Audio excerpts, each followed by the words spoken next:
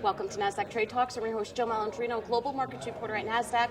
We're coming to you live from Las Vegas at the Global EQ Derivatives Conference. Joining me for this segment, we have Greg Battle. He's the head of the U.S. Equity and Derivatives Strategy Group over at BNP Paribas. We're going to take a look at volatility at the end of cycle environment. Greg, thanks so much for joining us. Pleasure. Here in Vegas, let's talk about some of the macro conditionings you're watching at this point.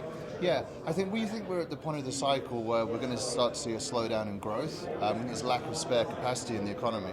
We think we could see this slowdown in top-line growth translate into margin pressure as we start to see some of the input cost pressures and wage increases become more difficult for corporates to pass through to end consumers. So we think a margin squeeze is something that can impact bottom line earnings, and we think that's going to drive an environment where we're going to see more equity volatility. Let's talk about earnings risk, because it feels like Q1 was largely ignored because of all the macro headlines with trade and a number of and the Fed and a number of other issues. It seems as if the market largely ignored what was happening with earnings, but there is some risk that exists there. Yeah, I think the thing to think about in terms of earnings is what the expectations are and what changed. So one of the things that we saw last year was when the Q3 earnings were announced around September and October, what we saw was a very strong set of numbers, but we saw very weak qualitative forward-looking guidance. And what we saw was analysts in aggregate put through a lot of downgrades following that strong set of numbers. Expectations for this year going into that quarter were for around 10% year-on-year earnings growth. Those expectations are now more than halved.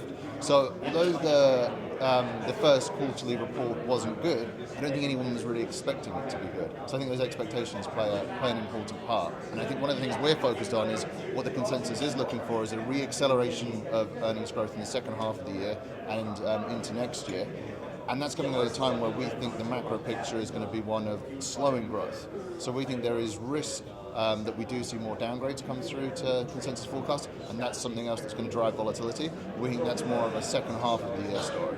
What about the Fed and central bank put in the market? Because while equities really like it a lot, there are some underlying issues with that. Yeah, absolutely. So it's been a massive driver of equities and equity vol through this cycle. The right thing to do anytime that we've had a period of de-risking has been to add delta and sell vol. And the reason for that is there has been this implicit put under the market. And we again saw that around the turn of the year. Your markets made those lows around 2,400 on Christmas Eve. And then what we had was a very dovish message from the Fed, which drove the risk rally at the start of this year. Now, the thing that we think is different is that our economists now see for their forecast time horizon the Fed on hold.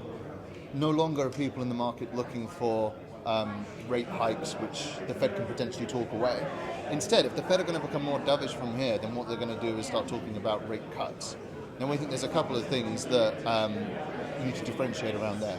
One is that I think the bar for the Fed starting a cutting cycle is going to be a bit higher than for the Fed just to talk away some future hikes. And the second thing is when we go back and look at previous cycles, when the Fed was on hold and they moved to a cutting cycle, the last two times they did that was at the end of the cycle and they reacted to a real deterioration in conditions.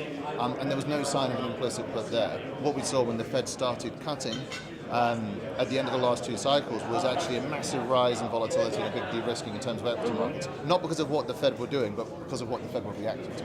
Right, but if we're cutting as much, how much lower can interest rates go? And if you're expecting a slowdown in growth on the earnings side and the macro side, how many more tools are in the Fed's tool chest? That seems to be a concern. Yeah, absolutely. So I think that's one of the issues of this cycle. We have had quite a gradual hiking cycle, and rates in absolute terms are not that high. So I think that's one of the things the Fed are going to have to think carefully about. There are potentially kind of less tools that they have to play with. So whether that means they're going to wait longer to deploy those tools because there's a limited number of cuts that they can put in, or whether it means they're going to do the opposite and be more reactive. And I think those type of kind of conundrums can be very important for what drives equity and equity vol. All right, Greg. Thanks so much for joining us at Thank EQD. you. And thanks for joining me throughout the day on Trade Talks. I'm Joe Malandrino, Global Markets Reporter at Nasdaq.